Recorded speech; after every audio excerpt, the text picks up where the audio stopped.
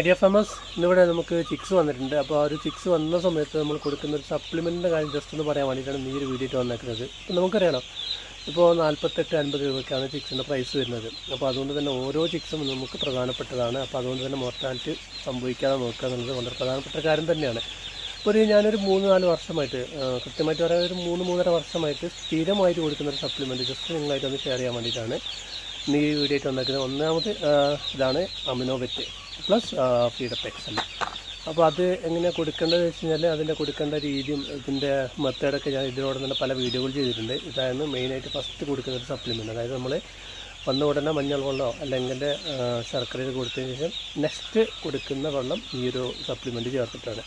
ഇത് കൊടുക്കുന്നതിന് ശേഷം നമുക്ക് വേറെ പ്രിക്കോഷൻ എന്നല്ല വേറെ പൗഡറോ കാര്യങ്ങളൊന്നും തന്നെ ഉപയോഗിക്കേണ്ടതില്ല. നല്ല റിസൾട്ടാണ്. എനിക്കൊരു 3.5 വർഷത്തെ എക്സ്പീരിയൻസ് ഉണ്ട്.